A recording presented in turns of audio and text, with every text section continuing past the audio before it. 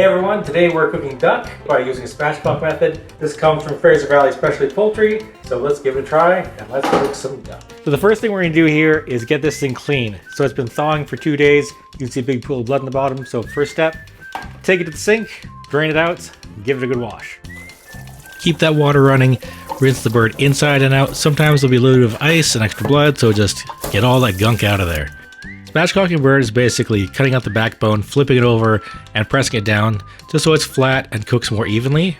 When it's all round and like a whole animal, it takes forever, sometimes hours and hours and hours. This speeds up the cooking process significantly. Now that you feel like Sub-Zero, toss that spine in the sink and save that for later. I like to remove all the extra blood vessels in there and pat it down with a paper towel.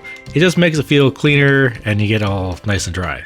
Then follow advice from Dr. Mike. Chest compressions, chest compressions, chest compressions. We want to eliminate all the moisture, so keep patting that down with more paper towels. Combine Chinese 5-spice, salt, and garlic powder, stir them together. The goal here is even coverage across the entire duck. So sprinkle from up high, down low, flip it over. Make sure you get inside the cavity because that is actually touching some of the meat. And don't forget about the spine and the neck because some people like to pick at those parts. Let it air dry in the fridge overnight or about 12 hours. The following day. So it's tomorrow now. We're gonna get that duck out of the fridge. So it's nice and dried out. It's been in there about 12, maybe 15 hours. So basically overnight since yesterday afternoon. So there she is. There's gonna be a lot of water kind of leaked out and pooled. So we're gonna drain that out and pop her in the oven. The previous tray I had was a bit too small, so it'd be leaking everywhere and starting fire. And we also have the neck and the backbones. We're gonna do 1 hour at 400.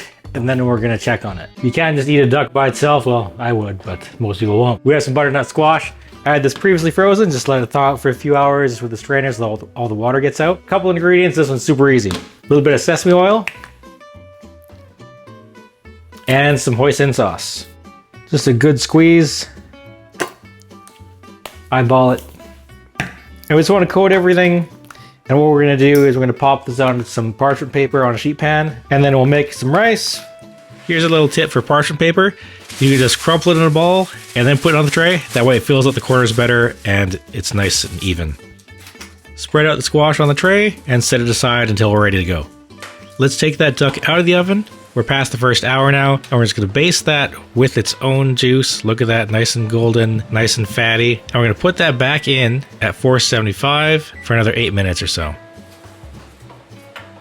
If you learned anything new so far or are enjoying this video, please go ahead and hit that like button. It helps me out a lot.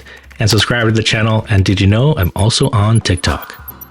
2,000 years later. The crucial step to this duck being juicy is to leave it alone. Let it rest, don't touch it, don't cut it, don't do anything. Just let it sit there for at least 20 minutes before you cut it. And while that duck is resting, we're gonna pop our squash into the oven and lower the temperature down to 400. Here's my dad checking in to see if dinner's ready yet.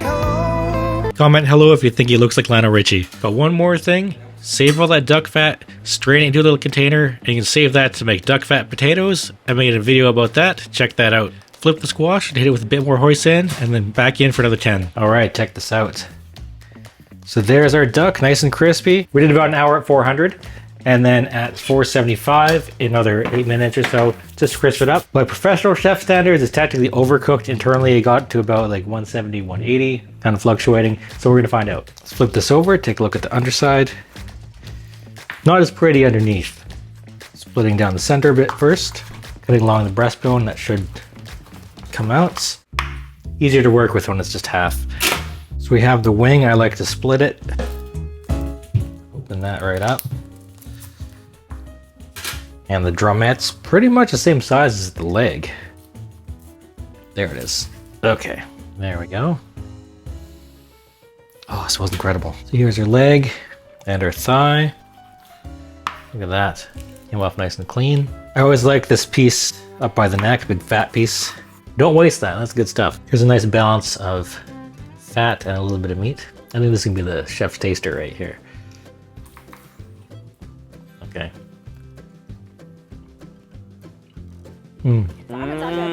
Whoa. It's like if bacon was a bird. That's delicious. Tastes a lot like, almost like char siu. So much fat though. So we're just gonna cut along the back of the ribs here. Yeah, I'm not so graceful with this. Sometimes that's just how it is. You can see all the fat glistening on the board here. And between all this, you can just pick at it with a fork. It doesn't have to be perfect all the time. Just take a little segment here, have a little taste. So much better than turkey. So much more flavor. You can taste that 5-spice garlic powder. This might not make it at the table. Sometimes you'll get a rib or two underneath. Just kind of poke, test if it's there. We're just gonna cut across this way. When in a Chinese restaurant, you'll see them just hack it with the cleaver. Nice presentation today. It's my dad's birthday, so we're roasting a duck for dad. Check this out. Look at that beauty right there. That's nice. That is a beautiful piece of meat. We're gonna cut another piece of this. Have a piece of the duck breast with the skin. You do a phase rug, walk away. This is our butternut squash, roasted with hoisin and sesame oil. We'll just grab one of those right off the tray, have a little taste. Oh, that was good. The sweetness of the hoisin and all that saltiness. It's like Asian Thanksgiving. Try this out, it's super easy.